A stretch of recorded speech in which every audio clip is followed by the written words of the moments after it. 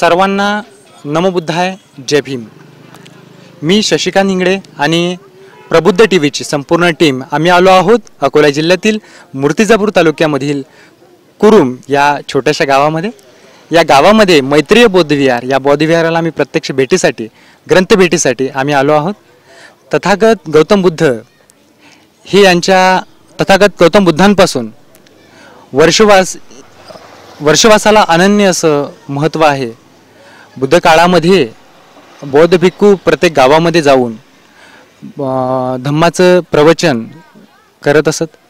तेव्हा करत असताना वर्षवासामध्ये म्हणजे पावसाळ्यांमध्ये त्या काळी नद्यांना नाल्यांना खूप पूर येत असे आणि अशा परिस्थितींमध्ये बौद्ध भिक्खूंना ओलं होऊन त्या नद्या नाल्यांना पार करावं लागत असे। अशा परिस्थितींमध्ये बौद्ध भिक्खू स्वतःचा जीव सुद्धा धोक्यात टाकून आणि कधीतरी स्वतःचा जीव सुद्धा गमावून ते प्रवचन करीत असत। मग ह्या सगळ्या गोष्टी लक्षात आल्यानंतर गौतम बुद्धांनी यावर निर्णय घेतला की बौद्ध भिक्खूंनी प्रत्येक वर्षवासामध्ये प्रत्येक विहारावर किंवा प्रत्येक गावागावी न फिरता न जाता भ्रमंती न करता कोणत्याही एका विहारावर स्थायी होऊन तिथे धम्माचं प्रवचन करायचं आहे। आणि तेव्हापासून हा वर्षवासाला सुरुवात झाली। तर ते आज या कुरुम या गावातील मैत्रीय बौद्धविहार येथे आम्ही आलो आहोत। या गावामध्ये सुद्धा खूप सुंदर असा उपक्रम या वर्षवासानिमित्त सुरुवात झालेला आहे। यामध्ये या गावातील तसेच या गावाच्या शेजारील छोट्या मोठ्या गावातील उपासक आणि उपासिका सुद्धा येथे येऊन या ग्रंथपठणाला भेट देत असतात। तसेच या ग्रंथपठणामध्ये प्रत्येक व्यक्तीनं स्वतःचं आचरण कसं करावं, धम्म समजून घेण्यासाठी येथे ते येत असतात। तर विहारामध्ये फक्त उपासकच नाही तर लहान लहान मुलं सुद्धा या वर्षवासासाठी, या कार्यक्रमासाठी उपस्थित असतात। या प्रत्येक विहारांमध्ये या अशा वर्षवासानिमित्त बौद्ध भिक्खूंना पाचारण करून येथे ग्रंथाचं पठण केलं जातं। या ग्रंथपठणाचा महत्त्वाचा उद्देश हा एक संस्कारक्षम नागरिक बनावा, या बालवयातील या मुलांना, उपासकांना, उपासिकेंना संस्कार मिळावे, धम्माचे संस्कार मिळावे, हा यातला प्राथमिक आणि खूप महत्त्वाचा असा उद्देश आहे। तर या बौद्धविहारामध्ये बौद्ध भिक्खूंना पाचारण करून या ग्रंथाचं पठण केलं जात आहे। गाव जरी छोटं असलं पण उपक्रम फारच मोठा आहे अशी या गावाची ख्याती। ज्या गावामध्ये अशा पद्धतीचेच ग्रंथपठणच नाही तर वेगवेगळ्या पद्धतीचे सुद्धा उपक्रम या गावामध्ये राबवले जातात। यामध्ये लहान बाळापासून तर बुजुर्गापर्यंत या ग्रंथपठणाच्या कार्यक्रमासाठी हे सर्व उपस्थित असतात। चला तर या गुणी आणि उपक्रमशील या गावातील बौद्धविहाराला आणि उपासक उपासिकांना आपण प्रत्यक्ष भेट देऊया। बौद्धविहाराच्या परिसरात आलो असता येथे काही उपासक आणि उपासिकांची उपस्थिती आपल्याला दिसत आहे। चला तर त्यांना आपण काय प्रश्न विचारूया। आपण ताईंना प्रश्न विचारू। ताई थोडं समोर या। ताई आपलं नाव? माझं नाव शालू दादाराव राऊत। कुरुम या गावामध्ये आपण मैत्रीय बौद्धविहार येथे आलो आहोत। तर या बौद्धविहारामध्ये ग्रंथपठणाचा कार्यक्रम किती वर्षापासून चालतो? 7 वर्षापासून। तर हा उपक्रम 7 वर्षापासून इथे चालत आहे। खरंच अभिनंदन करण्यासारखं आहे गावातलं। या गावामध्ये या ग्रंथपठणासाठी या गावातील किती उपासक उपासिका इथे उपस्थित असतात? या गावामध्ये सर्व उपासिका म्हणजे सर्वच आमच्या गावामधले उपासक उपासिका इथं पठणाला येतात। वा सुंदर। आपलं नाव सांगा? सीमा सरदार।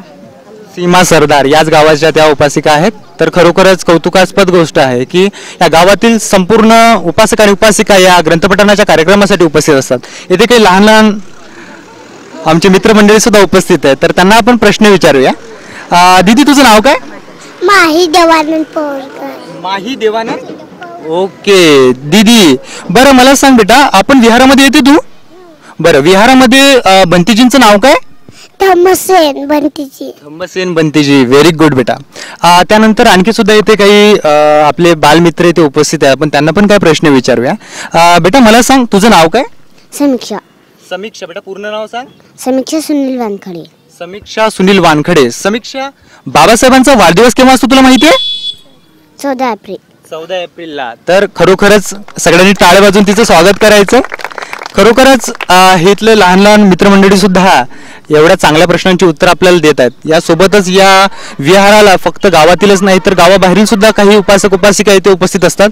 तर त्यापैकी ताई आपलं नाव सांगा? मी बेबी उद्धवराव भालचक्र, राहणार अमरावती किशोरनगरमध्ये राहते. पण या विहारामध्ये मी जास्तीत जास्त संपर्क ठेवते किशोरनगर आपल्या कुरुमच्या विहारासोबत. त्याच्यामुळे मी या लोकांच्या जास्त जोडलेली आहे विहारामध्ये.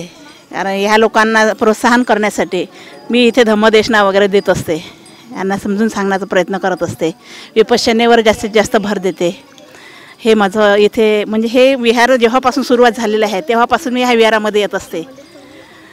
त्याच्यामुळे माझं जास्तीत जास्त प्रोत्साहन आहे फक्त विपश्यना कशी या गावापर्यंत पोहोचली पाहिजे. विपश्यनेमध्ये कसे हे लोक पोहोचतील म्हणजे परिपूर्ण कसे धम्माकडे वळतील, धम्म कसा त्यांना कळणार, हे माझं यांच्याकडे जास्तीत जास्त लक्ष असते. सुंदर. तर खरोखरच येथे या बौद्ध विहारामध्ये धम्म कसा रुजेल, हा विपश्यनेच्या माध्यमातून आणि प्रवचनाच्या माध्यमातून धम्म कसा रुजेल यासाठी अथक असे प्रयत्न या गावातील उपासक उपासिका करत असतात. तर हा या उपक्रमाचं आम्ही प्रबुद्ध TV कडून खरंच आपलं कौतुक करतो आणि अभिनंदन करतो. तर स्वतःसाठी एकदा टाळ्या होऊन जाऊ द्या. यानंतर आपण विहारातील प्रत्यक्ष कार्यक्रमाला आपण भेट देऊया. चला तर विहारामध्ये. विश्ववंदनीय महाकारुणिक तथागत भगवान बुद्ध, महामानव बोधिसत्व विश्वरत्न डॉक्टर बाबासाहेब आंबेडकर, क्रांतिसूर्य ज्योतिराव फुले, संत कबीर महाराज, माता भीमाई, माता रमाई, माता सावित्री या समस्त महावंत महामानवांना सर्वप्रथम कायेने वाचीने आणि मनाने पंचांग प्रणाम करतो. या महामानवाच्या वैयक्तिक विचाराचा वारसा घेऊन जे लोक मानवाच्या हितासाठी आणि मानवाच्या कल्याणासाठी या महापुरुषाचे विचार त्या दुःखात पडलेल्या माणसाच्या कानापर्यंत पोचवते, अशा तमाम मोठ्या माणसांना, साधू संतांना वंदन करतो. या ठिकाणी उपस्थित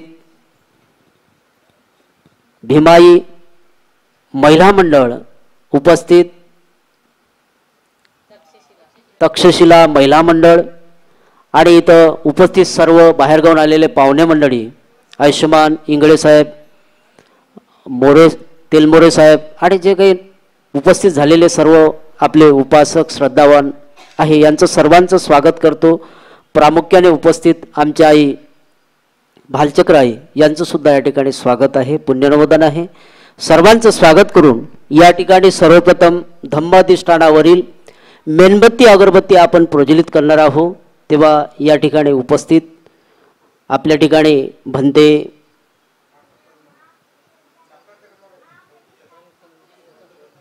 भंते सुबोध यांना मी सूचना करतो, त्यांनी बुद्धाच्या अधिष्ठानावरील मेणबत्ती अगरबत्ती प्रज्वलित करावी.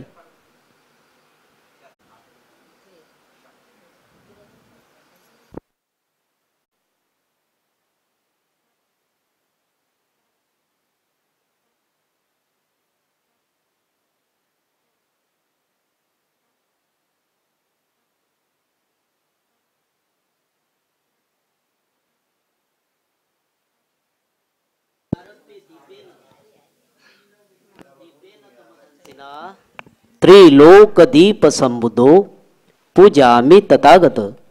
बुद्धाच्या अधिष्ठानाचं पूजन बुद्धाचा भिक्खू संघ दीपान धूपान गंधाने आणि पुष्पाने या ठिकाणी करत आहे. सर्वांनी तीनदा साधुकार करावं त्यांचा जोरानं.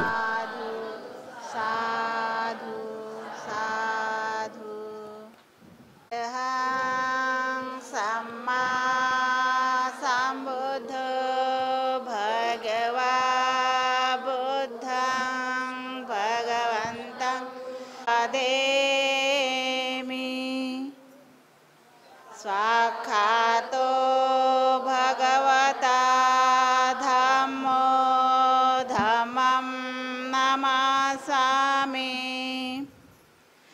सुपटिपन्नो भगवतो सावक संघो संघं नमामि ओकासवन्दामि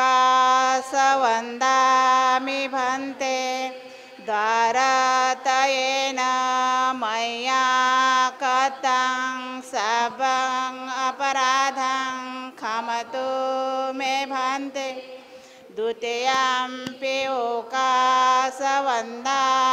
भन्ते द्वारतयेन मया कृतं सबं अपराधं क्षमतु मे भन्ते तृतीयम्पि ओकासवन्दामि भन्ते द्वारतयेन मया कृतं सबं अपराधं क्षमतु मे भन्ते ओकासहं भन्ते त्रिशरणेन सह पञ्चशीलधम्मयाचामि अनुग्रहं कृत्वा शील देथा मे भन्ते द्वितीयम्पि ओकास अहं भन्ते त्रिशरणेन सह पञ्चशीलधम्म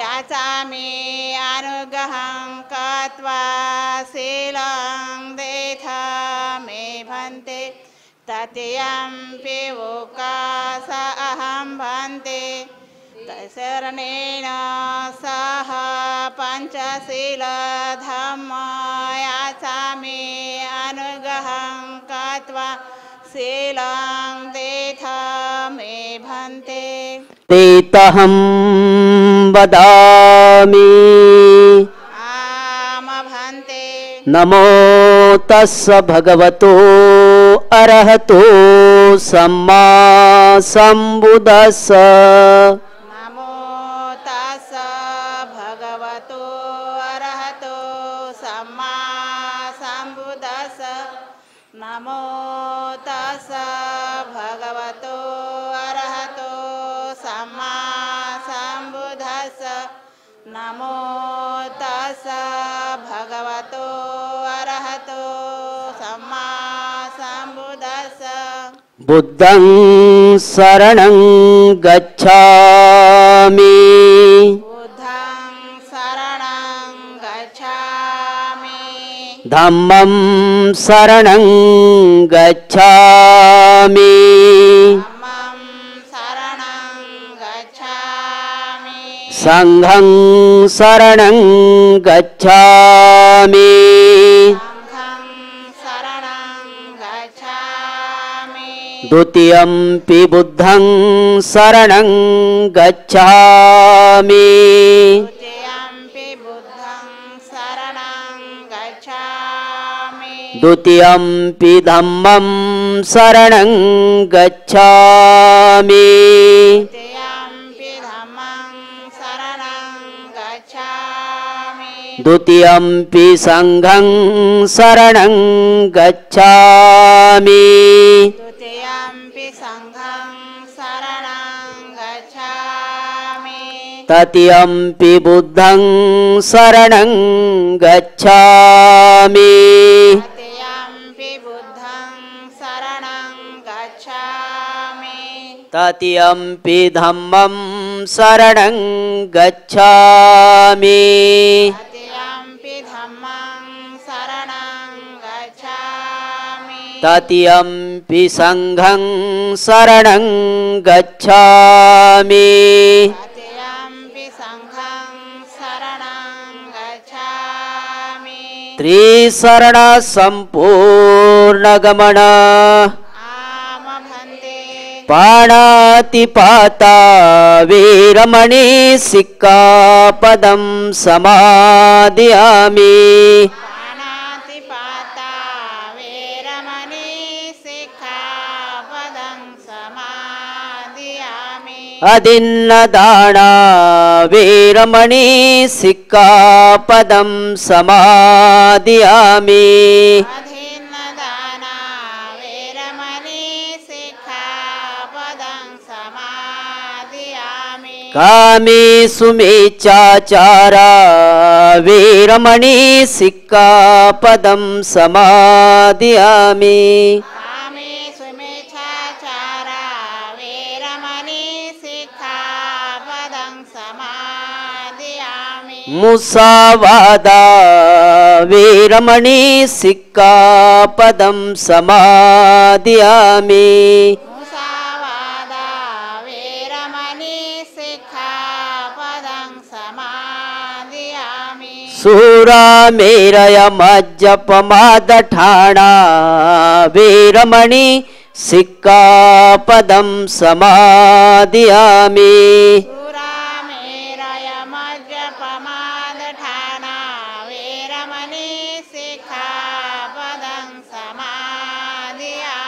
त्रिशरणं सह सद् पंचशील गमनहं गहन्ति साधु साधु साधु या ठिकाणी आपण या ठिकाणी आलेल्या पाहुण्याचं स्वागत समारंभ करायचा आहे, तेव्हा या ठिकाणी बाहेरगावून आलेले पाहुणे आहे त्यांचं या ठिकाणी स्वागत करायचं आहे, तेव्हा आलेल्या पाहुण्याचं स्वागत आपण करूया. बुद्धाच्या दंभाधिष्ठानावर पुष्प महाकारुणिक तथागत भगवान बुद्धांची महाकारुणिक तथागत भगवान बुद्धांची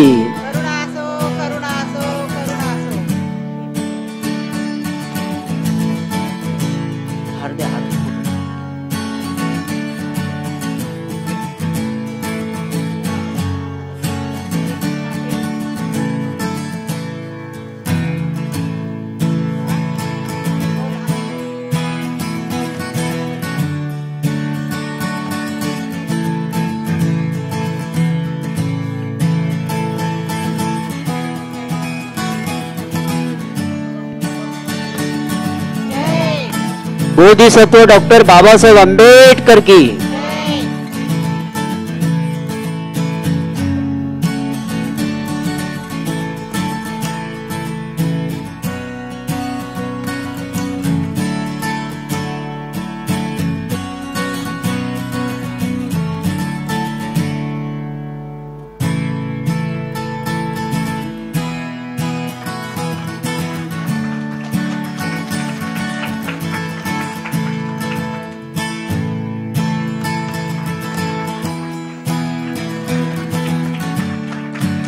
तसेच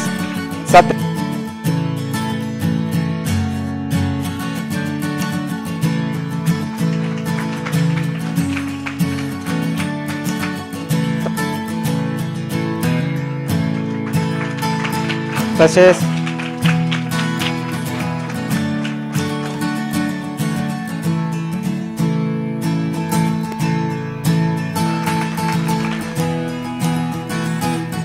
जय भीम जय भीम. आलेल्या सर्व पाहुण्यांचं स्वागत झालं. मी खूप मोठे कार्यक्रम केले गेल्या 10-12 वर्षामध्ये. 5-5 हजार माझ्या स्टेजच्या समोर लोक राहायचे आणि स्टेजवर खूप लोक बोलावले. खूप या महाराष्ट्रातले लोक पाहिले मी माझ्या या अनुभवातून सांगतोय. आणि बोलावले लोक का आपण त्याला मोठे हार देतो, फुलं देतो, त्याच्या गळ्यातही मावत नाही तरी हार टाकतो, त्याचं स्वागत करतो. कारण ते पाहुणे आहे, अतिथी आहे, त्यांचं स्वागत होते. बसलेल्या लोकांचं कोणीच स्वागत करत नाही. दिल्लीच्या तख्त्यावर बसतात ते काय माणसं, गाडगे महाराज म्हणतात, दिल्लीच्या तख्त्यावर बसतात ते काय माणसं आणि बोरी बंदरच्या टेसनावर पोते उचलतात ते काय कंस. खाली बसलेले हे महत्वाचे आहे. कारण हे लोक नसते तर आपण काहीच फायद्याचे नाही एवढे बोलणारे असंत. तेव्हा सर्वप्रथम यांचं मी सर्वांचं स्वागत करतो, सर्वांना जय भीम करतो. पुढील कार्यक्रमाला सुरुवात करू. प्रबुद्ध टीव्हीचे शशिकांत इंगळे हे 2 शब्द आपल्या समोर मार्गदर्शन करतील अशी मी त्यांना विनंती करतो. भगत सिद्धार्थ गौतम बुद्ध, विश्वरत्न परमपूज्य बोधिसत्व बाबासाहेब डॉक्टर भीमराव रामजी आंबेडकर, तसेच बहुजन विचारधारेच्या सर्व महापुरुषांना सर्वप्रथम मी त्रिवार अभिवादन करतो.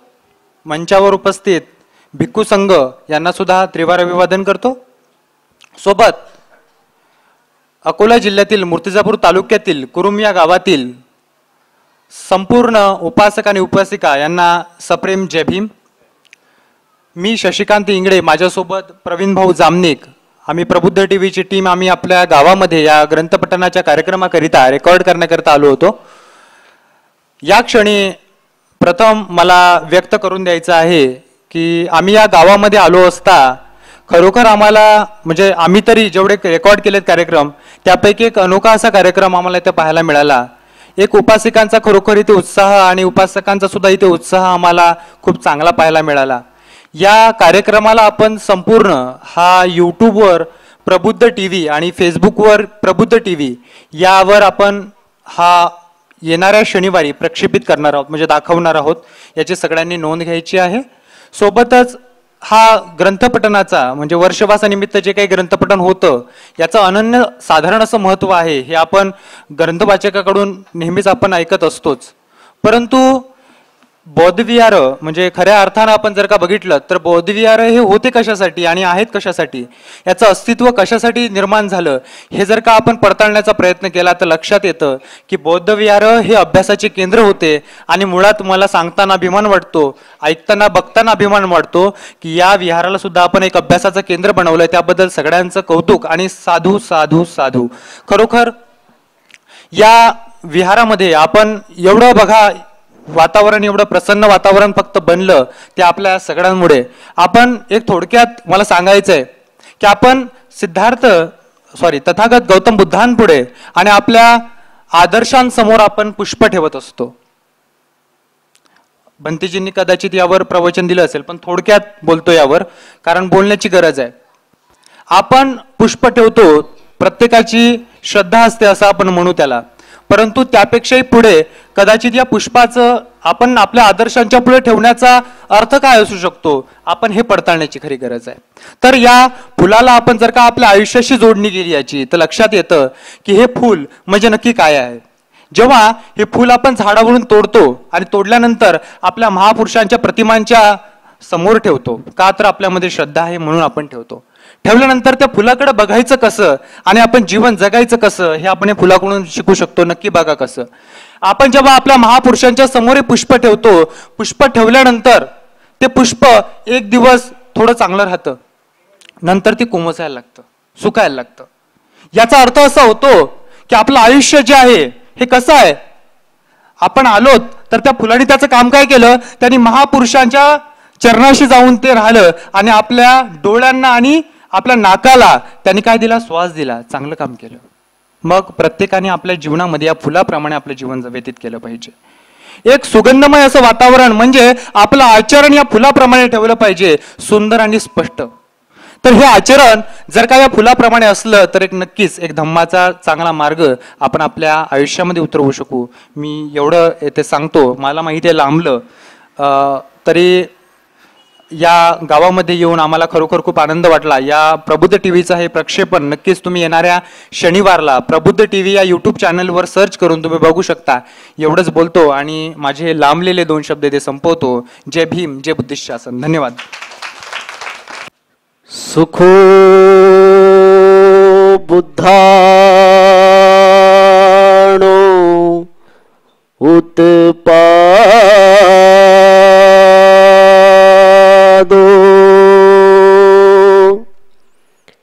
सुखा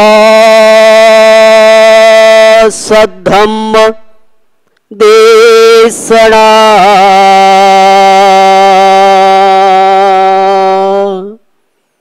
सुखो संगस समगी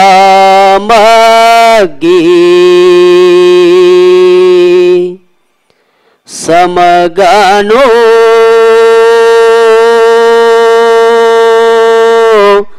तपो सुखो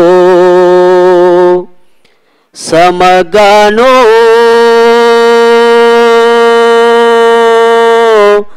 तपो सुखो समगनो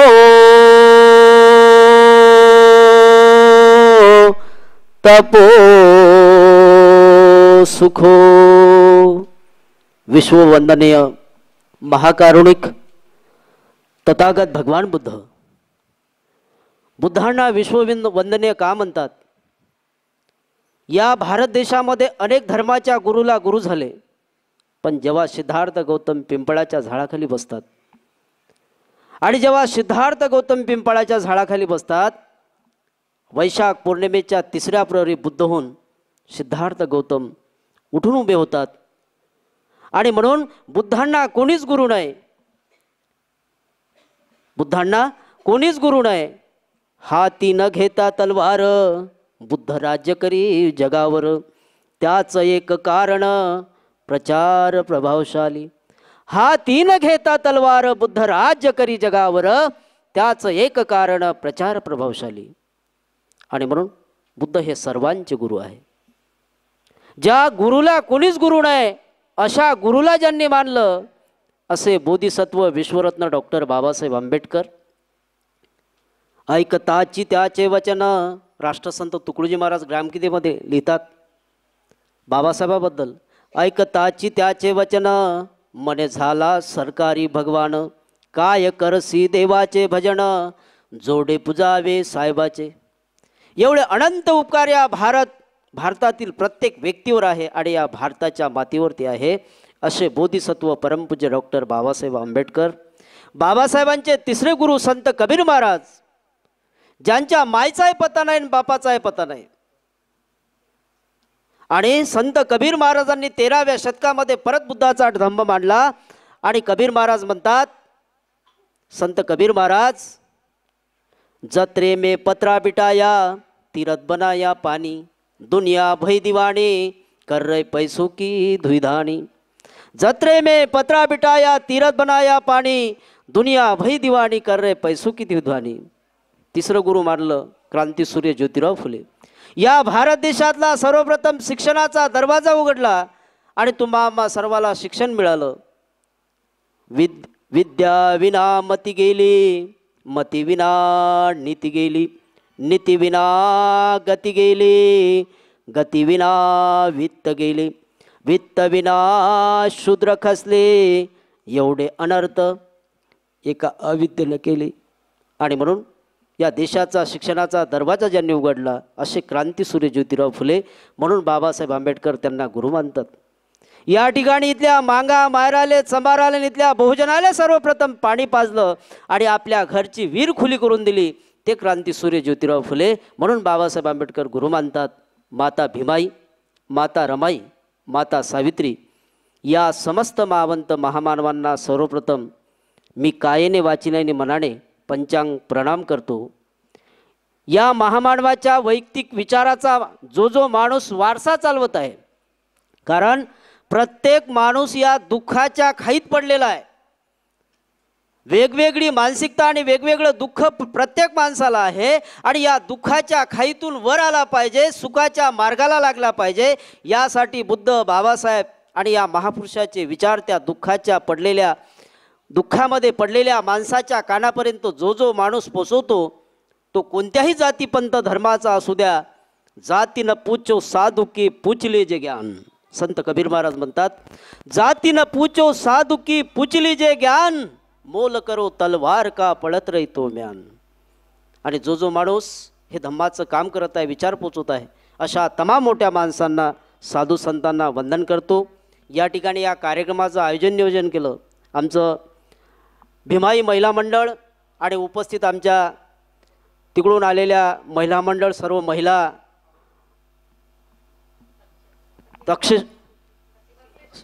सत्यशिला महिला मंडळ या दोन्ही मंडळाचं मी स्वागत करतो, पुण्यनमोदन करतो, शुभेच्छा देतो. आणि उपस्थित पाहुणे, उपस्थित तेलमोरे साहेब, उपस्थित इंगळे साहेब हे धम्मप्रचारक आहे. गेल्या 8-10 वर्षापासून मी यांना ओळखतो, माझ्या सान्निध्यात आहे.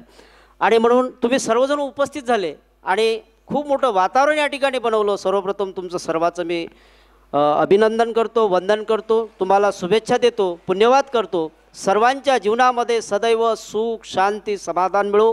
कोणती संकट, कोणती दुःख, कोणती आपत्तीपत्ती न येऊ. बुद्ध बाबासाहेब आंबेडकरांच्या चरणावरती तुमच्या या सुखी जीवनासाठी वंदना प्रार्थना करून आजचा माझा विषय आहे. या ठिकाणी वर्षवास आणि 3 महिन्याचा हा कालावधी वर्षवासाचा असते, एक गोष्ट लक्षात ठेवा. मग 3 महिन्याचा हा कालावधी वर्षवासाचा का बुद्धाच्या काळापासून चालत आलेला आहे? कारण बुद्धाच्या काळात जून महिना आला की या जमिनीवर पाणी पडते. आणि जेवढे जीव जमिनीच्या वर नाही तेवढे जमिनीच्या आतमध्ये जीव असतात. आणि पाणी पडलं की ते जीव वर येते. वर आल्यानंतर काय होते की ते रस्त्यावर आल्यानंतर त्यावेळेस रोड नव्हते, त्यावेळेस भिक्षू लोक प्रचारक लोक काय करायचे, पायी जायचे. आणि त्या एक पावली रस्ता असायचा आणि मग त्या रस्त्यानं जायचे तेव्हा जीव समोर यायचे आणि त्याची हानी व्हायची. दुसरं कारण असं होतं की तो रस्ता असायचा तो पिकातून असायचा लोकांच्या, आणि मग त्या पिकाची नासधुसी व्हायची. आणि म्हणून हे दोनही गोष्टी साधून लोक बुद्धाकडे गेले आणि बुद्धाला वंदन केलं. म्हणे तथागता, जेव्हा आपले भिक्षू लोक बाहेर निघतात प्रचारासाठी या महिन्यामध्ये, वर्षवासाच्या कालावधीमध्ये, या पावसाच्या वातावरणामध्ये, तेव्हा आमच्या पिकाचं नासधुसी होते, नुकसान होते आणि जीवसुद्धा बाहेर येतात, हिंसा होते. म्हणून बुद्धाने त्यावेळेस हा नियम केला, विनय केला. यालाच नियम म्हणतात, पालीमध्ये विनय म्हणते. आणि तेव्हा त्या काळापासून बुद्धाने सांगितलं, भिक्षू या 3 महिन्याच्या कालावधीमध्ये आपण बाहेर पडू नये, आपलं चिंतन मनन करावं, ध्यान करावं, आपल्या ज्ञानाचा बोधामृत इतरांना पाजावा. म्हणून तुम्ही एकांतवासात बसले पाहिजे. आणि म्हणून आपण वर्षा म्हणजे पाणी येणे, वास म्हणजे एकांतात राहणे. या पावसाच्या दिवसामध्ये आपण एकांतात थांबत असतो, चिंतन मनन करत असतो, अभ्यास करत असतो, धम्माचं श्रवण करत असतो. म्हणून हा वर्षवासाचा कालावधी 3 महिने आपला चालू असते. हे बुद्धाच्या काळापासून ही गोष्ट लक्षात ठेवा. आणि आजही प्रत्येक ठिकाणी ज्या ठिकाणी विहार आहे तिथं आपले प्रचारक काही लोक पोचवतात आणि तो ग्रंथ चालू करून देते. मी या ग्रंथावरच बोलणार आहोत, ही गोष्ट लक्षात ठेवा. मग या वर्षवासाचा कालावधी कसा आहे तर हा संकल्पनेचा कालावधी असते. आपला दृढ निश्चय असला पाहिजे. माणसानं काय करायचं आहे, माणसानं सत्कारासाठी कार्य न करावं. सत्कारासाठी काम केलं पाहिजे का? अजिबात नाही. माणसानं सत्कारासाठी कार्य न करावं तर सत्कार्यासाठी कार्य केलं पाहिजे. मनापासून इतरांसाठी झिजलं पाहिजे, देखाव्यासाठी नाही. ही गोष्ट लक्षात ठेवा. मनापासून इतरांसाठी झिजलं पाहिजे, देखाव्यासाठी नाही. ही गोष्ट लक्षात ठेवायचं आहे. इतरांसाठी आपण मनापासून जगलं पाहिजे, स्वतःसाठी नाही. ही गोष्ट जाणायची आहे. आणि जो माणूस अशा पद्धतीचा जगते तो त्याचं जीवन ह्या आनंदमय वाटते. मगाशी सांगता सांगता आमच्या प्रबुद्ध टी व्हीच्या या दादानं खूप मोठं फुलाचं उदाहरण दिलं. याचं कारण काय आहे? हे अनित्याचं प्रतीक आहे. या जगात दुःख आहे. बुद्धाचं पहिले आर्य सत्य, या जगात दुःख आहे. दुसरं आर्य सत्य हे अनित्य आहे. म्हणजे काय? संपणार आहे, चिरकाळ टिकणार नाही. त्याचा मार्ग मनुष्यानं शोधला की ते संपणार आहे. म्हणून अनित्याचं प्रतीक हे फूल आहे. एकदा फूल एका व्यक्तीनं झाडवून तोडलं, फूल एका व्यक्तीनं झाडवून तोडलं आणि त्या फुलाला दुसऱ्या व्यक्तीनं प्रश्न केला, म्हणे मित्रा, जेव्हा तुला झाडवून तोडलं तेव्हा दुःख झालं नाही? तेव्हा तुला दुःख झालं नाही? ते फूल त्या मित्राला उत्तर देते, म्हणे मित्रा, तू खूप चांगला प्रश्न विचारला. जेव्हा मला झाडवून तोडल्या गेलं ना तेव्हा तोडणारा एवढा आनंदित होता की मी माझ्या वेदनाच विसरून गेलो. बरोबर, लक्ष द्या. असं माणसाचं जगणं असते. दुसरा परत त्या फुलानं प्रश्न विचारला, का रे म्हणे मित्रा, तू कोणाच्या तरी नेहमी गळ्यात पडतं आणि मी कोणाच्या तरी पायापाशी पडतो, असा तुझा भाव काय, काय याच्यात फरक आहे? तेव्हा ते फूल त्या फुलाला उत्तर देते, म्हणे मित्रा, त्यासाठी सर्वप्रथम हृदयात टोचून घ्यावं लागते. कारण फुलाला टोचल्याशिवाय त्याचा हार बनत नाही आणि तो कोणाच्या गळ्यात पडल्याशिवाय राहत नाही. आणि म्हणून हा फरक आपल्याला जाणायचा आहे. आज भगवान बुद्ध आणि त्याचा धम्मग्रंथ, या ग्रंथाचं वाचन गेल्या 1 महिन्यापासून चालू आहे. प्रत्येक ठिकाणी चालू असेल, कदाचित वेगवेगळ्या ग्रंथाचं पुस्तकाचं वाचन चालू आहे. ही गोष्ट लक्षात ठेवा. आता आपण भगवान बुद्ध आणि त्याचा धम्मग्रंथ या विषयावर थोडंसं बोलणार आहोत.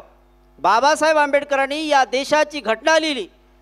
या देशाची घटना लिहिली, संविधान लिहिलं तर एवढे वर्ष लागले नाही. या देशाची जेव्हा बाबासाहेब आंबेडकर घटना लिहितात आणि घटना लिहत असताना 2 वर्ष 11 महिने 17 किंवा 18 दिवस या देशाचं संविधान बाबासाहेबांना लिहिलं. एवढं वर्ष लागलं. पण बाबासाहेब आंबेडकरांनी आपल्या आयुष्याचे खूप मोठे वर्ष या ठिकाणी घालवले. बाबासाहेब जेव्हा जेव्हा एखादं लिहायला पुस्तक घ्यायचे, लिखाण करायचे, तर बाबासाहेब आंबेडकराचं पेनाचं टोकर त्या टेबलावरती उघडं ठेवायचे. ही गोष्ट लक्षात ठेवा. पेनाचं टोकर त्या टेबलावरती उघडं ठेवायचे. आयुष्यभर पेनाचं टोकर उघडं होतं बाबासाहेबांनी, लिखाण करायचे. 45 खंड बाबासाहेब आंबेडकरांनी लिहिले. आणि मग जेव्हा हा ग्रंथ 24/10/1951 बाबासाहेब आंबेडकरांनी भगवान बुद्ध आणि त्याचा धम्म ग्रंथ लिहायला सुरुवात केली. बरोबर लक्ष द्या. 24/10/1951 बाबासाहेब आंबेडकरांनी ग्रंथ लिहायला सुरुवात केली आणि तो लिहून पूर्ण केला 5/12/1956 रात्रीचे 8 वाजता. आणि हा ग्रंथ शेवटचा लिहिला 5 तारीख कोणती? डिसेंबर महिन्याची. 5 तारखेला रात्रीचे 8 वाजता हा ग्रंथ लिहून पूर्ण केला. पेनाचं टोकर लावून टाकलं आणि नानकच्या मृत्यूला म्हणतात, अरे नानक, मला ते बुद्धम शरणं गच्छामीची धून ऐकायची आहे. नानक उभा होता. म्हणतात, नानक, मला बुद्धम शरणं गच्छामीची धून ऐकायची आहे, तू कॅसेट लावून दे आणि घरी चालला जाय. बाबासाहेब खुर्चीत बसले आणि त्यानं बुद्धम शरणं गच्छामीची धून कॅसेट लावली आणि बाबासाहेबांना ते स्मरण केली, ऐकली आणि शेवट सकाळी बाबासाहेब आंबेडकरांनी आपला प्राण सोडला. किती महत्त्वाचा ग्रंथ आहे, पुस्तक नाही. ही गोष्ट लक्षात ठेवा. याचा वापर निवड पुस्तक म्हणून करत असेल तर त्याचं महत्त्व कळणार नाही. ही गोष्ट लक्षात ठेवा. पण हे भगवान बुद्ध आणि त्याचा धम्म ग्रंथ म्हणजे काय? तर जीवन जगण्याची कला. ही गोष्ट लक्षात ठेवा. जो माणूस याचा योग्य वापर करतो त्याला त्याचं महत्त्व कळते. आणि म्हणून या ठिकाणी या ग्रंथामध्ये किती खंड आहे हे आपल्याला पाहायचं आहे. या ग्रंथामध्ये 8 खंड आहे. बरोबर आहे? किती खंड आहे? 8 खंड आहे. 39 भाग बाबासाहेब आंबेडकरांनी या ग्रंथामध्ये टाकले. 253 किंवा 54 प्रकरण या ग्रंथाचे टाकले आणि 5022 ओळी या ग्रंथाच्या टाकल्या. असा ग्रंथ लिहून बाबासाहेबांना पूर्ण तुम्हाला दिला. ती गोष्ट लक्षात ठेवायची. अत्यंत महत्त्वाचा हा ग्रंथ आहे की जो माणूस याचं पठण करते. बाबासाहेब एकदा खुर्चीत पेपर वाचत होते आणि पेपर वाचत असताना रमाई सकाळी उठली आणि पाणी भरासाठी त्या विहिरीवरती गेली. 10-12 बायाचा गोळका तिथं जमलेला होता. कशासाठी? तर एक म्हातारी बिमार होती आणि त्या म्हातारीला पाहण्यासाठी 10-12 बायाचा गोळका जमला. रमाई गेली तिथं, विचारणा करते. म्हणे काय झालं? म्हणे म्हातारीला ताप झाला, हे बिमार आहे म्हणे. तेव्हा रमाईला माहीत होतं की आपल्या घरचे साहेब हे डॉक्टर आहे. म्हणे कशाला फिकर करता, माझ्याच घरी डॉक्टर आहे, चला म्हणे. म्हातारीला घेतलं. त्या 10-12 बाया रमाई समोर सकाळी मोर्चा बाबासाहेबाकडे निघाला. बाबासाहेबाकडे हा मोर्चा निघाला आणि मग बाबासाहेब आंबेडकर त्या पेपरला बाजूने ठेवून पाहतात हा मोर्चा कशासाठी. तर त्या ठिकाणी रमाई समोर दिसली आणि रमाई समोर दिसल्यानंतर विचार करते. पेपर बाजूला ठेवला आणि म्हणते, रमाई, हा सकाळी मोर्चा कशासाठी? तेव्हा या ठिकाणी रमाई म्हणते, ही म्हातारी बिमार आहे आणि हिला औषध द्यावं लागते. बाबासाहेब हसले आणि म्हणतात, अगं रामू, मी याचा डॉक्टर नाही. अगं रामू, मी या बिमारीचा डॉक्टर नाही. मग रमाई म्हणते, बापा तुम्ही कशाचा डॉक्टर आहे? अगं म्हणते, मी पुस्तकाचा डॉक्टर आहे. रमाई इथं थांबली नाही. रमाई म्हणते, काय पुस्तकं इथं बिमार पडतात? तेव्हा बाबासाहेब आंबेडकर म्हणतात, अगं रामू, हो, इथले पुस्तकं बिमार आहे. इथल्या सनातनी लोकांना या पुस्तकामध्ये गढूळ पाणी मिसळलेलं आहे आणि मला या पुस्तकाची डागडुजी करायची आहे. ते बिमार पडलेलं आहे, त्याला मला दुरुस्त करायचं आहे. म्हणून त्या पुस्तकाचा मी डॉक्टर आहे. लक्षात ठेवा. बाबासाहेब आंबेडकरांनी काय केलं? त्रिपिटकाची रही लावली. जसं ताक टाकते आणि त्याला इरझण टाकते आणि त्याला घोटल्या जाते, रही लावते आणि त्याच्यातून तूप काढलं. तूप म्हणजे काय? तर भगवान बुद्ध आणि त्याचा धम्मग्रंथ. ही गोष्ट लक्षात ठेवा. आणि असा ग्रंथ या ठिकाणी बाबासाहेब आंबेडकरांनी लिहून तुम्हाला दिला. ही गोष्ट लक्षात ठेवा. आणि या ग्रंथामध्ये प्रत्येक खंडामध्ये तुम्हाला सांगितलेलं आहे की तुम्ही जीवन कसे जगले पाहिजे, त्यागाची भूमिका कशी असली पाहिजे, तुमचं आचरण कसलं पाहिजे. 3 गोष्टीमध्ये धम्म सांगितलं. मी 3च गोष्टी सांगतो. पहिला काय सांगितलं? अधम्म. अधम्म म्हणजे काय? देवावर विश्वास ठेवणे म्हणजे अधम्म होय. यज्ञी यागावर विश्वास ठेवणे म्हणजे अधम्म होय. आत्म्यावर विश्वास ठेवणे म्हणजे अधम्म होय. चमत्कार गोष्टीवर विश्वास ठेवणे म्हणजे अधम्म होय. दैव शक्तीवर विश्वास ठेवणे म्हणजे अधम्म होय. आणि ह्या सर्व गोष्टी कुठे जाते? अधम्माकडे जाते.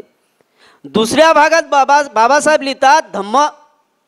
मग धम्मा ईश्वराची आणि देवाची जागा धम्मानं कोणाला दिली? ही गोष्ट लक्षात ठेवा. ईश्वराची आणि देवाची जागा धम्मानं कोणाला दिली? तर नीतिमत्ताला दिली. मग धम्म म्हणजे काय? नीती. नीती म्हणजे काय? एक म्हातारी माझ्याकडे आली म्हणे भंतीजी धम्म तर समजला नाही. म्हटलं धम्म म्हणजे नीती. नीती समजली नाही म्हणे. म्हटलं आचरण, हे आचरण कसं करायचं समजलं नाही. म्हटलं सदाचार. सदा तर आमच्या गावातला दारू पिते म्हणे. थोय काय? म्हटलं थो नाही. सदाचार म्हणजे काय? तर म्हटलं पंचशिलेचं आचरण करणे, पाप न करणे, याला धम्म म्हणतात. मग आता दोन गोष्टी झाल्या. बरी या धम्माला सद्धम्म करायचं असेल, धार्मिक असणे हा फक्त धम्म असते. ही गोष्ट लक्षात ठेवा. अगरबत्ती लावली, मेणबत्ती लावली, हे काय झाली? धार्मिकता झाली. त्या धम्माला जर सद्धम्म करायचा असेल, अहम पच्यती सो धम्मम पच्यती. बुद्ध काय म्हणतात? जो माझ्या धम्माला जाणतो तो मला पाहतो. मग त्या धम्माला जर सद्धम्म करायचा असेल, जर धम्म सद्धम्म करायचा असेल तर याला कशाची जोड पाहिजे? मैत्रीची धम्माला जोड पाहिजे. धम्माला करुणेची जोड पाहिजे. धम्माला दयेची जोड पाहिजे. धम्माला ज्ञानाची जोड पाहिजे. प्रज्ञेची जोड पाहिजे. आणि जेव्हा करुणा, मैत्री, प्रज्ञा ही धम्माला जोड येते तेव्हा तो काय होतो? सद्धम्म होतो. आणि सद्धम्म म्हणजे काय? मनाची मलिनता दूर करणे म्हणजे सद्धम्म होय. बरोबर लक्ष द्या. मनाची मलिनता दूर करणे म्हणजे सद्धम्म होय. कारण फक्त धम्माशी आपण नातं असेल तर फक्त एक धम्म 15 मिनिटात त्याच्यातला एक माणूस उठला, मागचा बाई उठली, माणूस उठला, बाई उठली, असं करता करता 499 लोक त्या 500 लोकातून उठून गेले. महाराजांना 15 मिनिटांना डोळे उघडले. पाहते काय? तर 500 लोक माझ्या समोर होते. आता डोळे उघडतो तर कोणीच दिसत नाही. खाली नजर टाकली तर एक म्हातारी बसून होती. आता याले असं वाटलं महाराजाले, सारेच्या सारे लोक गेले आणि एकटीच म्हातारी दिसते. काय माझं प्रवचन या म्हातारीले समजलं? हिलेच समजलं. त्या म्हातारीला विचारते, म्हणते आजीबाई सारेच्या सारे लोक उठून गेले तू एकटीच दिसतं काय? तुलेच माझं प्रवचन समजलं? ते म्हातारी म्हणते महाराज तुमचं प्रवचन तर माया डोक्यात काही गेलं नाही, माया काय पल्ले पडलं नाही. पण तुम्ही ज्या चटेवर उभे आहे हे चटई माई होय, नाही तर मी कधीची सटकली असती. अशी स्थिती आहे ना आपली. अशी स्थिती आहे. माणसाचं मन एवढं चंचल आहे, अजिबात थांबत नाही चांगल्या गोष्टी घ्यासाठी. एवढं चंचल माणसाचं मन आहे. आणि म्हणून जोपर्यंत माणूस स्थिर होत नाही तोपर्यंत तिथं काहीच घेऊ शकत नाही. काहीच घेऊ शकत नाही. आयुष्य चाललं जाते. पण ह्या वरवर अनुभूतीचा धम्म असला पाहिजे.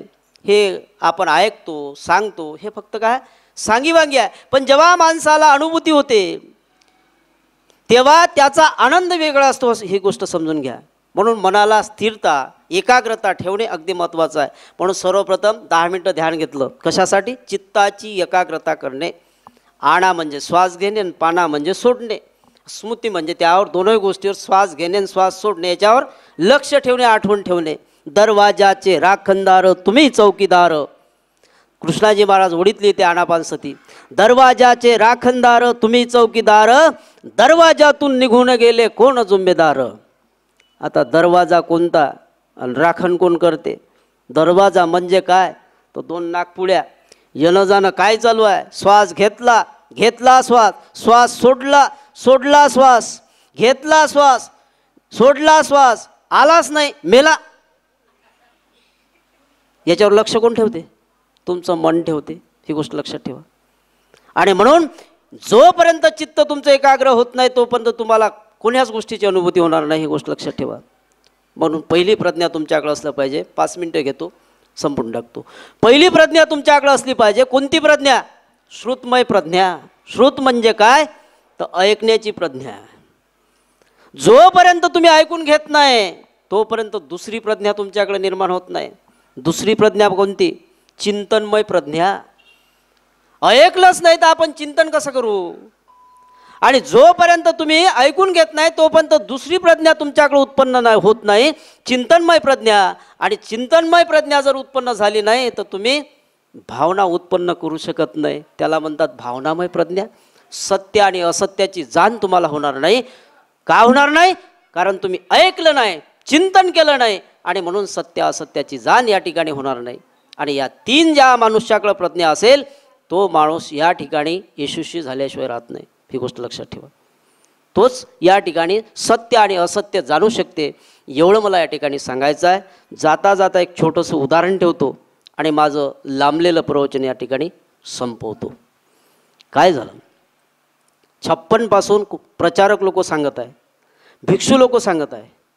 ही गोष्ट लक्षात ठेवा. आणि प्रचारक ऐसा जादूगर त्याच्या मुठीत जनसागर. ही गोष्ट लक्षात ठेवा.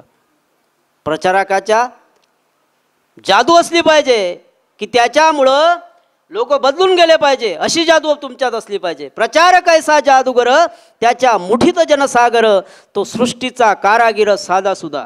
ही गोष्ट लक्षात ठेवा. जर प्रचारक जादू नसन त्याच्यात, भिक्षू सगळं प्रचारक असो, तर मग तो प्रचाराचं कामच करत नाही. ही गोष्ट समजून घ्या. राजा मिलिंद आणि म्हणते नागशन, राजा मिलिंद म्हणते नागशनाला प्रश्न करतात आणि विचारते कंदिलाचा एक गुण आहे म्हणे. म्हणते नागशन म्हणतात. मिलिंद राजा म्हणतो कोणता गुण, कसा काय, काय गुण आहे याच्यात? म्हणे कंदील काय करते तर प्रकाश देते. मग या प्रकाश जेव्हा देते तेव्हा त्या प्रकाशावर काय येते? फकड्या येते, जमा होते ना प्रकाशामुळं.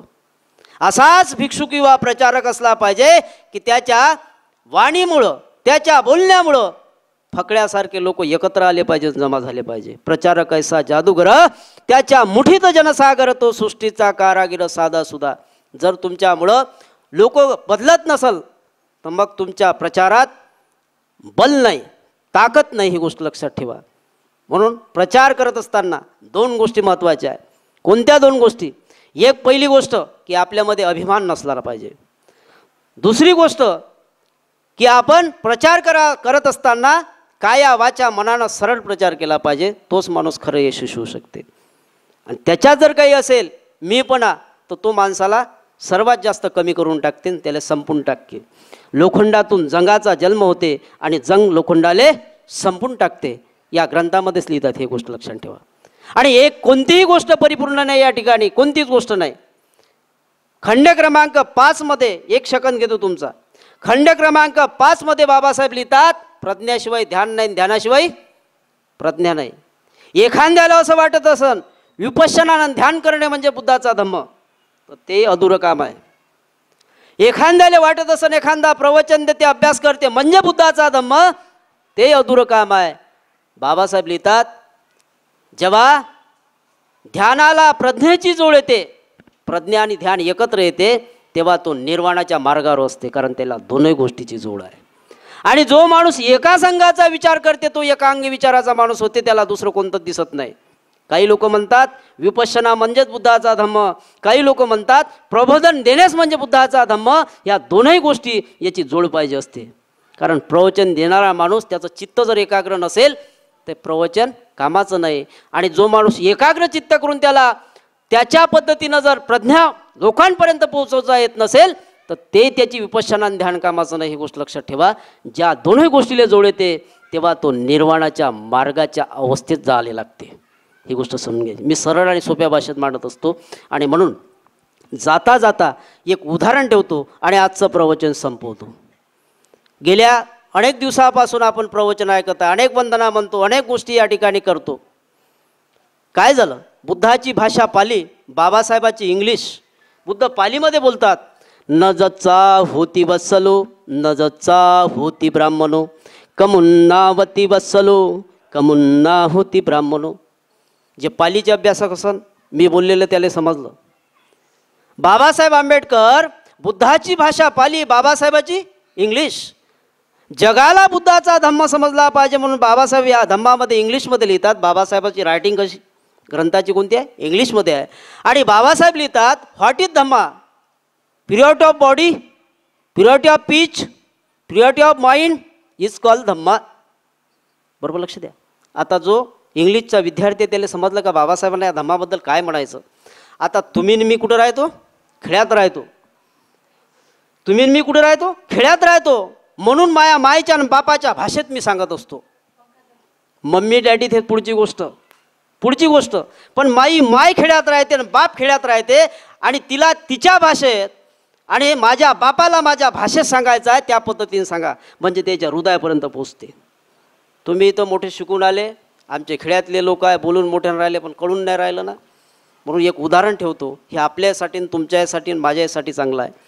एक मुंबईवरून माणूस बसला, हिंदी बोलणारा, रेल्वेत 12 तासाचा रन केला आणि सकाळी बडनेरले 6:30 वाजता बडनेरले रेल्वे आली, थांबली 15 मिनटं. याची भाषा होती हिंदी, याला मराठी समजत नव्हती. ती गाडी 15 मिनटं थांबली, रेल्वे गाडी बडनेरच्या त्या स्टेशनवर. 15 मिनटे काय झालं, खेड्यातला एक म्हातारा त्या डब्यात गेला, म्हणजे घुसला, आणि जिथं हिंदी बोलणारा माणूस वरच्या बाकड्यावर बसलेला होता त्याच्या खाली सीट खाली होती, तिथं जाऊन बसला. आता याची भाषा होती वराडी, मराठीत काय होती? वराडी. आणि याला हिंदी समजत नव्हती, त्याला मराठी समजत नव्हती. गोष्ट कधी झाली? बुद्धाची पाली, बाबासाहेबाची इंग्लिश, तुमची ना माझी मराठी, आणि त्याच्यातही वराडी. गाडी आता बडनेरहून सुटली 6:30 वाजता. जशी गाडी बडनेरहून सुटली, चांदूर रेल्वेला थांबली. जशी गाडी चांदूर रेल्वेला थांबली, हिंदी बोलणारा माणूस म्हणते, बुड्ढे बाबा आप कौन सा स्टेशन आहे? म्हाताऱ्याला काही ते समजलं नाही. म्हातारा म्हणते, काय म्हणलं? याले वाटलं काय म्हणलं नावाचं स्टेशन आलं वाटते, कारण याले मराठी समजत नव्हती, त्याला हिंदी समजत नव्हती. याले वाटलं काय म्हणलं नावाचं स्टेशन आलं वाटते. आता गाडी चांदूर रेल्वेहून सुटली आणि पुलगावले थांबली. जशी गाडी पुलगावले थांबली, हिंदी बोलणारा माणूस परत विचारते, म्हणते, बुड्ढे बाबा आपको सा स्टेशन आया? म्हाताऱ्याला काही समजलं नाही. म्हातारा म्हणते, काय म्हणलं? याले वाटलं काय म्हणलं नावाचे 2-2 स्टेशन असं. गाडी आता पुलगावून सुटली. गाडी पुलगावून सुटली ना वर्ध्यात थांबली. जशी गाडी वर्ध्यात थांबली तसा परत हा माणूस विचारते, हिंदी बोलणारा, बुड्ढे बाबा म्हणते, अब कौन सा स्टेशन आया? तो म्हातारा तेव्हाही म्हणते काय म्हणलं. आता मात्र याच्या डोक्यात गोष्ट गेली, त्याला राग आला. रागाच्या भरात ताळकन त्या शिटून उठला, म्हाताऱ्याच्या अंगावर गेला. आता म्हातारा घाबरला, याला काहीच कळलं नाही. हा घाबरला, त्याच्या मनात राग आला याचा, काय हा न कळता माझ्या अंगावर आला, मी तर काही बोललो नाही, काही केलं नाही तरी माझ्या अंगावर आला. हा घाबरला आणि रागही त्याच्या मनात होता. आता मात्र गाडी वर्धेहून सुटली, नागपूरले थांबली. जशी गाडी नागपूरले थांबली, परत हा हिंदी बोलणारा माणूस त्या म्हाताऱ्याला विचारते, म्हणते, बुड्ढे बाबा आप कौन सा स्टेशन आया? बुड्याच्या मनात राग होता म्हाताऱ्याच्या. म्हातारा काय म्हणते, जाईच्या बहीण चुलीत जाऊन धस. याले वाटलं चुलीत जाऊन धस नावाचं स्टेशन आलं वाटते. असं का झालं? असं का झालं? बुद्धाची पाली, बाबासाहेबाची इंग्लिश आणि तुमची ना माझी मराठी, त्याच्यातही वराडी. इथं जर तुम्ही कदाचित इथं जर डाळ मागत असन, स्टँडर्ड लोक डाळ मागते, पण माया मायला दाय पाहिजे ना, ही गोष्ट लक्षात ठेवा. माया मायला काय पाहिजे? दाय पाहिजे. आणि तुम्ही जर तिकडं नागपूर भंडारा जिल्ह्यात गेले, तिकडं डाळही भेटत नाही, दाय भेटत नाही, तिकडं दार भेटते, कारण भाषेचा फरक आहे. दर 12 कोसोन म्हणते भाषा बदलते. म्हणून बुद्धाची पाली, बाबासाहेबाची इंग्लिश, तुमची ना माझी मराठी, त्याच्या वराडी. आणि त्या लोकभाषेत जर बुद्धाचा धम्म जर तुम्ही सांगितला, त्याला लवकर पटते, ही गोष्ट लक्षात ठेवा. म्हणून जेवढे माझे प्रवचन आहे मी या भाषेतच ठेवतो. 10-12 खळुपळा प्रवचन आहे माझे, 20-25 प्रवचन आहे, आणि अनेक विषयावर प्रवचन आहे. लोकांच्या लोकभाषेत ठेवा, तर ते तुम्हाला जिंकू शकते. गोट्याची स्थिती, मारणाऱ्याची मती आणि फळाची, गोट्याची गती, फळाची स्थिती आणि मारणाऱ्याची मती जर बरोबर असेल तर फळ पडल्याशिवाय राहत नाही. तुम्हाला काय बोलायचं, किती वेळ बोलायचं आणि काय इथं बोलायचं हे जर समजलं तर नक्कीच तुम्ही दिलेलं प्रवचन ते लोकांच्या हृदयापर्यंत पोचते, अन्यथा पोचणार नाही. ही जर भूमिका तुमची सगळ्या लोकांची असेल, हे जर समजलं तर तुम्ही प्रचार आणि लोक घडू शकता. अन्यथा कुठंतरी आपण कमी पडल्यासारखं होऊ शकतो. ही गोष्ट इथे या ठिकाणी जाणायची आहे. आणि म्हणून या ठिकाणी तुमचा सर्वांचा वेळ घेतला. गरमी होत आहे, काट्या गोट्यातून गेल्याशिवाय माणसाला देव पण प्राप्त होत नाही. गरमी होऊन राहिली ना, मी ओलाची होऊन राहिलो बाबर. म्हणजे बुद्धाचा धम्म असा सहजासहजी भेटते का? चांगल्या गोष्टी सहजासहजी आहे का? याच्याकरिता तुम्हाला अग्निदिव्यातून गेल्याशिवाय माणसाले देव पण प्राप्त होत नाही, ही गोष्ट लक्षात ठेवा. आणि ज्या माणसाची त्यागाची भूमिका आहे तोच माणूस इथं काहीतरी आपल्या जीवनात साध्य करू शकतो, अन्यथा नाही. एवढंच मला या ठिकाणी सांगायचं होतं. तुमचं सर्वांचं स्वागत करतो. सर्वप्रथम या प्रबुद्ध टी व्ही आणि त्यांचे जे चालक आहे, आणि चर्चा झाली आमची मगाशी, चांगलं वाटलं, मोकळे बोलले ते, मी मोकळा बोललो. म्हणजे एक कसा आहे, निंदा आणि चर्चेत फरक आहे. गोष्ट शेवट सांगतो एका मिनिटात. निंदा आणि चर्चा कशी होते? निंदा म्हणजे काय, तर दुसऱ्याचा माणसाचा तुम्ही द्वेष केला, राग केला, आणि द्वेष राग करून तिसऱ्या माणसाला त्याच्याबद्दल सांगितलं, त्याला निंदा म्हणते. आणि चर्चा म्हणजे काय? चर्चा म्हणजे काय, तर त्याच्याबद्दल तुमच्या मनात आपुलकी आहे की तो या मार्गाने जाऊ नये, हे यानं करू नये, कारण हे याच्यासाठी पापकर्म आहे, म्हणून दुसऱ्या माणसासंग तुम्ही बातचीत करत आहे, त्याला चर्चा म्हणते. ही निंदा होत नाही, ही गोष्ट लक्षात ठेवा. म्हणून मगाशी चर्चा झाली, आनंद वाटला, आणि खरंच तुमची टीम यशस्वी हो. आणि खरंच या आपल्या समाजाचं याची गरज आहे, याची गरज आहे. कारण माझा स्वभाव आहे, मी प्रत्येक माणसाला प्रश्न विचारतो किंवा त्याचा चर्चा करून त्याचा अनुभव काय आहे याच्या मनातलं हे जाणण्याचा मी प्रयत्न नेहमी करत असतो गेल्या 10-12 वर्षापासून.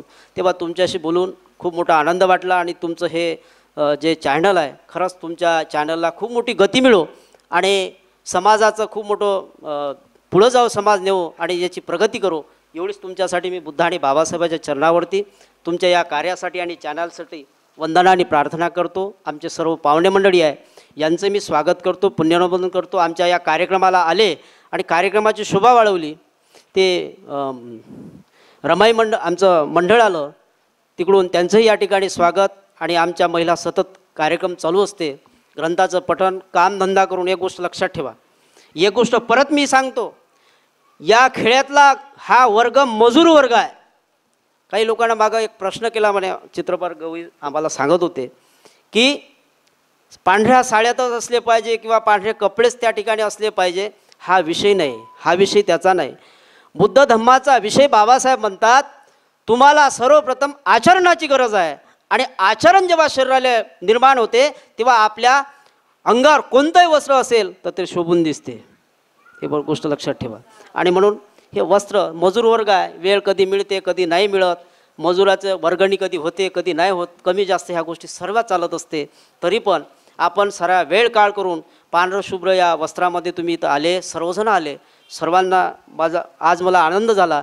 मला वाटलं नाही की हा कार्यक्रम एवढा जुळाजुळामध्ये एवढा मोठा होईल, पण आज मोठा झाला. आणि दुसरं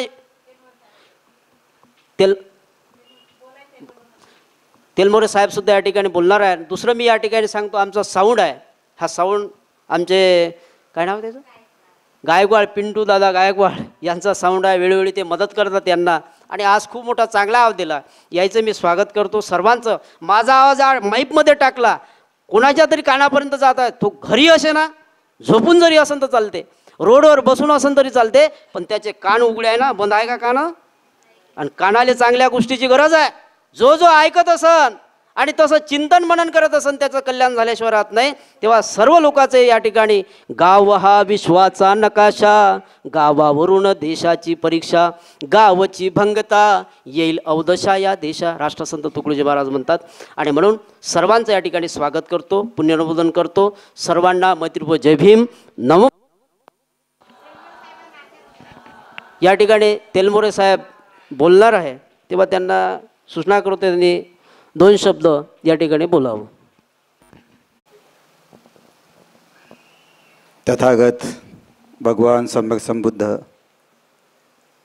भारतरत्न महामानव परमपूज्य डॉक्टर बाबासाहेब आंबेडकर, थोर समाज सुधारक आणि स्त्रियांचे उद्धारकर्ते महात्मा ज्योतिराव फुले, संत कबीर गाडगे महाराज आणि सर्वच महापुरुष, ज्या महापुरुषांनी या मानवजातीच्या कल्याणाकरिता खूप श्रम केलेत, मेहनत घेतलीत, अशा सर्वच महापुरुषांच्या विचारांना सर्वप्रथम अभिवादन आहे. आजच्या प्रसंगी पूजनीय भंतेजी या ठिकाणी उपस्थित आहेत, त्यांची मंगलकामना आमच्याकरिता आहे. त्यांचा श्रामनेर वर्गसुद्धा या ठिकाणी उपस्थित आहेत, त्यांना माझं वंदन आहे. आणि सर्व उपस्थित उपासक उपासिका यांनासुद्धा माझा जय भीम आहे. मनोपुबगम धम्मा मनोसेठा मनोमया, मनसाचे पदुठे भासति वा करोति वा ततो नं दुःखमनवेति चक्कवं वहतं पदं. धम्मपदामध्ये सुरुवात झालेली आहे धम्मपदाची. मी भंतीजींच्या प्रवचनाचाच कंटिन्यू करणार आहे, वेगळा विषय देणार नाही, विषयांतर करणार नाही. मन हे प्रमुख आहे. कशाचं प्रमुख आहे? आपल्या पुढील ॲक्टिव्हिटीज, आपले जे सत्कृत्य होतात, आपले जे दुष्कृत्य होतात, चांगले कामं करतो, त्या चांगले कामं करण्याची कल्पना आधी मनामध्ये निर्माण होते. वाईट कामं करतो, वाईट कामं करण्याची कल्पना मनामध्ये निर्माण होते. म्हणून मन प्रमुख आहे. बाबासाहेबांनी मनाची साधना, बंतीजींनी विषय घेतलेला असेल, मनाची साधना काय करावं. आपल्या या संसार प्रपंचामध्ये, या विश्वामध्ये, या जगामध्ये जे दुःख आहे, हे दुःख नष्ट होण्याकरिता जो उपाय भगवान बुद्धांनी सांगितलेला आहे, तुम्ही ऐकलं असेल. 4 आर्य सत्य: दुःख, दुःख समुदय, दुःख निरोध आणि दुःख निरोधगामिनी प्रतिपदा मार्ग. 4 आर्य सत्य. सिद्धार्थ गौतम बोधिसत्व सिद्धार्थ गौतम संबोधी प्राप्त करतात. म्हणजे काय करतात? कशी बोधी प्राप्त झाली, कशामुळे झाली, कोणत्या टेक्निकने प्राप्त झाली आणि त्यातून मनुष्याचं कसं हित साधणार, त्याकरिता भगवान बुद्धाने या 4 आर्य सत्याची उपलब्धता जी करून घेतली. त्यांनी शोधलं या जगामध्ये दुःख आहे. आर्य सत्य, विद्वानाचं सत्य. प्रत्येक मनुष्य स्वीकारेल की मी दुःखी आहे. बाबासाहेब या ग्रंथामध्ये लिहितात की जो मनुष्य दुःखाचं अस्तित्व मान्य करतो, विचार करा, जो मनुष्य दुःखाचं अस्तित्व मान्य करतो तोच मनुष्य दुःखातून मुक्त होण्याचा प्रयत्न करतो. आम्ही जर म्हणत असू की आम्ही सुखी, आम्हाला काही दुःखातून मुक्त होण्याची गरज नाही, आम्ही खूप सुखी आहोत, आमच्याकडे प्रॉपर्टी आहे, संपत्ती आहे, इस्टेट आहे, नोकरी आहे, मुलं बाळं आहेत, पत्नी आहे, पती, सगळा प्रकार आहे, सुखी आहो का आम्ही? हात वर करा. कोणीच नाही सुखी, कोणीच सुखी नाही. म्हणून भगवान बुद्धाने 4 आर्य सत्यामध्ये प्रमुख सांगितलं, जगात दुःख आहे. परंतु दुःख आहे म्हणून चाललं नाही. या दुःखाचं जे कारण आहे ते कारणसुद्धा आहे. या दुःखाची निर्मिती का झाली? दुःख समुदय. ठीक आहे, कारणामुळे दुःख निर्माण झालेलं आहे किंवा कारणामुळेच कुठल्याही प्रकारचं घटना घडत असते. त्याला प्रतीत समुत्पादामध्ये कार्यकारण भाव हा विषय भगवंतांनी स्पष्ट केलेला आहे. कोणतीही घटना घडण्याकरिता कारण पाहिजे असते. आपल्याला जे दुःख होत आहे किंवा जेव्हा आपण व्याकुळ आहोत, आपण बेचैन आहोत, तर याला काहीतरी कारण आहे. ठीक आहे, ते कारण शोधायचं आहे. कारण बाबासाहेब एक सुद्धा आणखीन ओळ लिहितात याच ग्रंथामध्ये, भगवान बुद्धाचा धम्म हा एक काय आहे? काय आहे? शोध आहे. बंतेजी तुम्हाला चांगल्या प्रकारे स्पष्ट करून सांगतात, ग्रंथामध्ये लिहिलेलं आहे की भगवान बुद्धाचा धम्म हा एक शोध आहे. ते शोधायचं, कशामुळे मी दुःखी आहे. ठीक आहे, ते कारण शोधायचं आहे. त्यानंतर या दुःखाचं निवारण होऊ शकते, दुःख निरोध, दुःख नष्ट होऊ शकते. आणि कशाने? तर दुःख निरोध गामिनी प्रतिपदा मार्ग. म्हणजे कोणता मार्ग? तर आर्य अष्टांगिक मार्ग. या आर्य अष्टांगिक मार्गाने जर आम्ही वाटचाल करण्याचा प्रयत्न करू लागलो तर आम्ही निश्चितपणे दुःखातून मुक्त होऊ शकतो. कारण भगवंतांनी सांगितलं आहे, सब दुःख निसरण निब्बान सच्च करण थाय. आम्ही म्हणतो ना कधी कधी गाथेमध्ये, सब दुःख निसरण, सगळ्या दुःखातून मुक्त होण्याकरिता आणि निर्वाण पदाच्या साक्षात्काराकरिता आम्ही जन्म घेतलेला आहे. आम्ही जन्म काही मोजमस्ती करण्याकरिता, आनंद भोगण्याकरिता, चांगलं चांगलं खाण्याकरिता, चांगलं चांगलं लेण्याकरिता आम्ही जन्म घेतलेला नाही. आम्ही जन्म घेतलेला आहे सब दुःख निसरण. जे काही दुःख आहे ना मनुष्याच्या जीवनामध्ये, जे दुःख आहेत हे सगळे दुःख नष्ट व्हावेत. सब दुःख निसरण सचित्त करणे, बाणंग सचित्त. सचित्त ही सच्चक्रिया, निर्वाण पदाची सच्चक्रिया. निर्वाण मोठी महत्वाची बाब आहे. निर्वाण निब्बानं सच्च किर्याचं नष्ट करणे. काय नष्ट करणे? निर्वाण. आम्ही मरणालाही निर्वाण म्हणतो. कोणी साधा एखादा मनुष्य मेला ना, गृहस्थ मरो, प्रपंचिक व्यक्ती मरो, कोणी मरो, त्याला आम्ही निर्वाण म्हणतो. परंतु मृत्यू हे निर्वाण नाही. मनुष्य जिवंतपणी ज्याचा साक्षात्कार करतो त्याला निर्वाण म्हटलेलं आहे. नष्ट करणे. काय नष्ट करणे? वाण नष्ट करणे. वाण म्हणजे काय? तृष्णा नष्ट करणे. आणि तृष्णा का नष्ट करणे? तर तृष्णा हीच मनुष्याच्या दुःखाची जननी आहे. तृष्णामुळे दुःख निर्माण होते आणि म्हणून तृष्णा नष्ट करण्याचा प्रयत्न करणे म्हणजे निर्वाण पदाचा साक्षात्कार करणे. कशा पद्धतीने करणे? तर त्याकरिता 38 मंगलाच्या उपदेशामध्ये भगवंतांनी सांगितलेलं आहे. 38 प्रकारच्या मंगलाचा उपदेश आणि 38 महामंगलसूत्र. यामध्ये तुम्ही कदाचित ऐकत असाल, बंतीजींनी सांगितले का नाही, मराठी इंग्लिश वगैरेचा विषय सांगितला, खूप चांगल्या प्रकारचा विषय सांगितला ना. तर याकरिता अर्हत लोकांनी म्हटलेलं आहे. काय म्हटलेलं आहे? अत्त सबिदेयानं बुद्धयानं. काय म्हटलेलं आहे? आम्हाला फक्त म्हणता येते, परंतु समजत नाही आणि जाणतही नाही, फक्त मानतो. हे बुद्धाचं आहे, हे आमचं होय, हे बाबासाहेबाचं होय, बाबासाहेब आमचे आहेत, बंतीजी आमचे आहेत. संपला आमचा विषय, बाकीचं आम्हाला काही लेनदेन नाही. अत्त सबिदेयानं बुद्धाचं ज्ञान हे अर्थासहित स्पष्ट होण्याचं ज्ञान आहे. म्हणून अर्थ समजून घेणे महत्त्वाची बाब आहे. नाही तर शब्द बिचारा क्या करे, शब्द बिचारा क्या करे, अर्थ न जाने कोय, और अर्थ बिचारा क्या करे, धारण करे ना कोय. दुसरं काय आहे? धर्म कशामध्ये आहे हो? धर्म हा धारण करण्यामध्ये आहे. धर्म पांढऱ्या साडीत आहे काय? पांढऱ्या चोळीत आहे काय? पांढऱ्या त्या काय म्हणतात पोथीत आहे काय? शुभ्र वस्त्रांनी देहत्वा झाकेला आणि डाग अंतरीचा नाही गेला. मनात काळच काळं मोठे पांढरे वस्त्र घातले, काही उपयोग आहे काय? हे कर्मकांड आहे. या कर्मकांडामध्ये जुब्बा धर्म नाही. कर्मकांड ना धर्म आहे, धर्म ना बाह्याचार, धर्म चित्त की शुद्धता, सेवा करुणा प्यार. चित्तामध्ये शुद्धता निर्माण करणे, चित्तामध्ये पावित्र्य निर्माण करणे, चित्त निष्कलंक करणे हा धर्म आहे. धारण करे सो धर्म आहे. आणि ते सुद्धा आम्हाला पाहता यावा. तो धर्म आम्हाला पाहता यावा, तो धम्म आम्हाला पाहता यावा.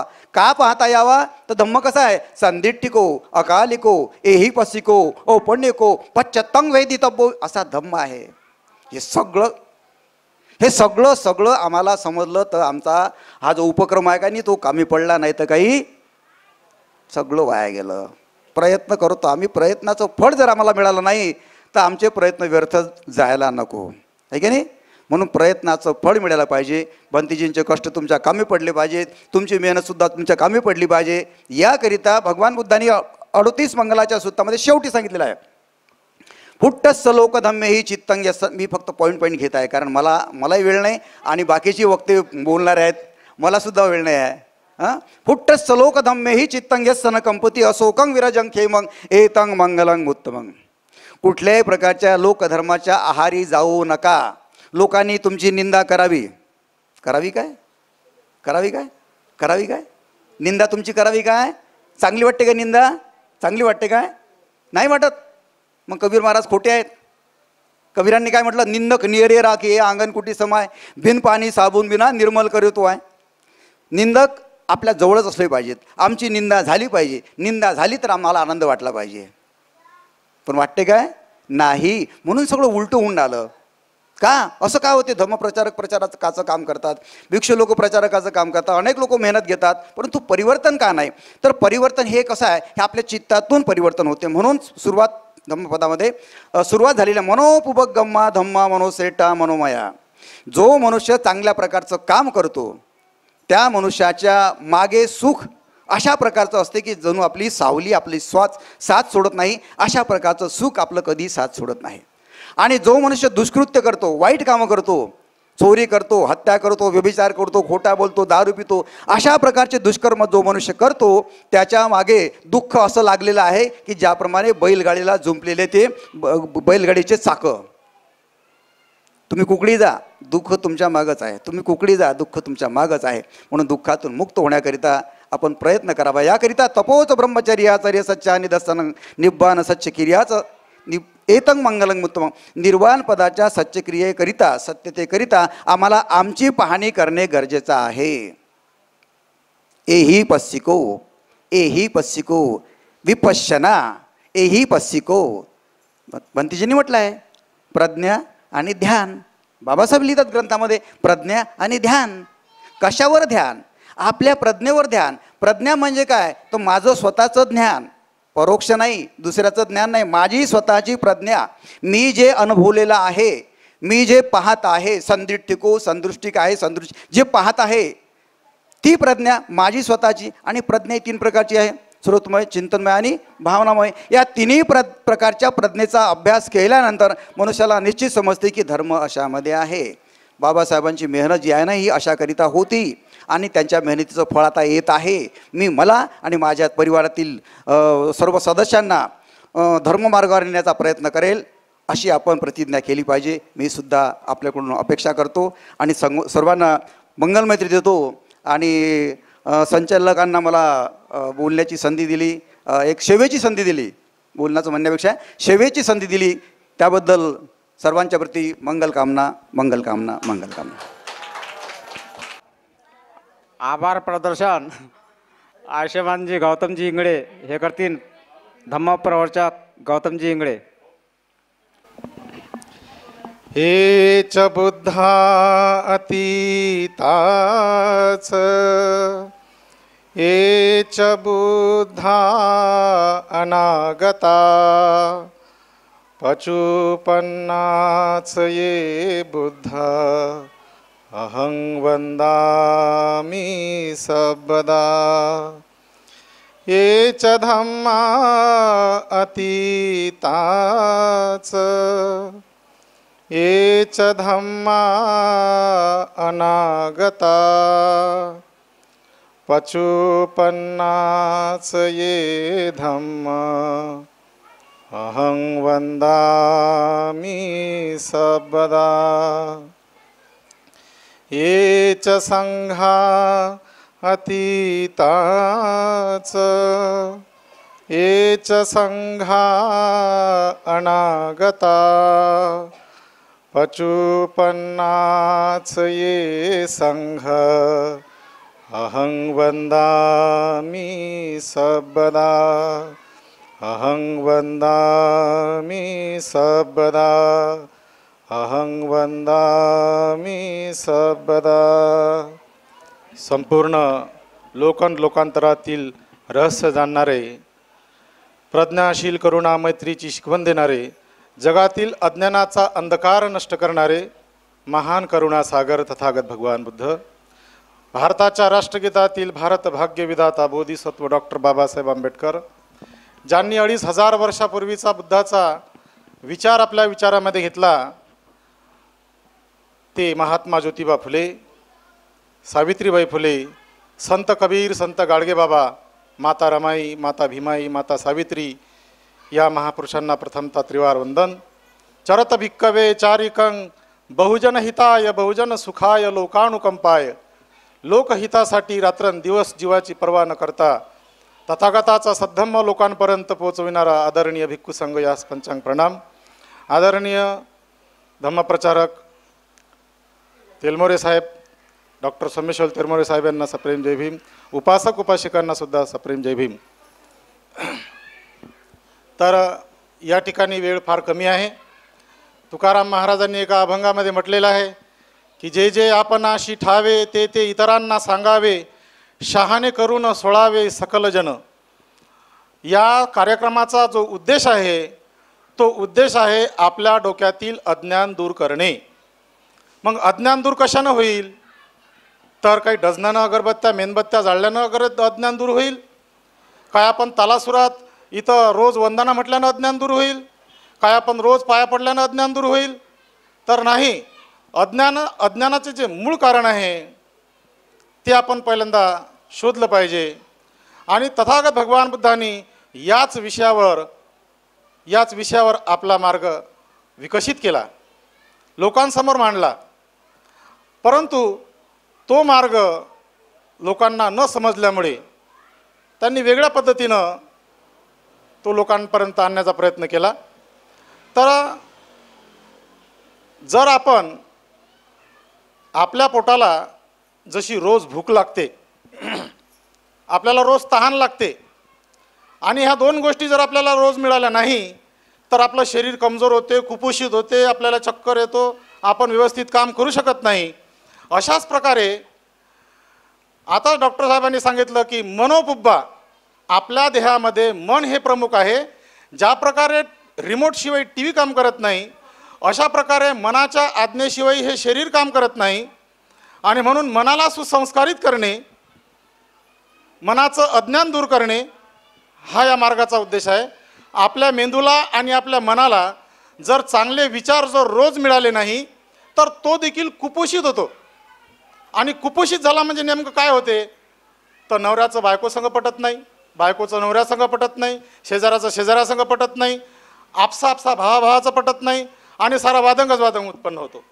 आणि हा वादंग ज्यावेळेस पंचवर्गीय भिक्खू सिद्धार्थ गौतमाला म्हणतात की तुमच्या समोरची समस्या आता मिटली आहे, तुमच्या समोरचा झगडा आता मिटला आहे, तो तुम्ही परत घरी जायला पाहिजे, तर सिद्धार्थ गौतम म्हणतात की माझ्या समोरची समस्या आता मिटली नाही, उलट तिनं उग्र रूप धारण केलेलं आहे.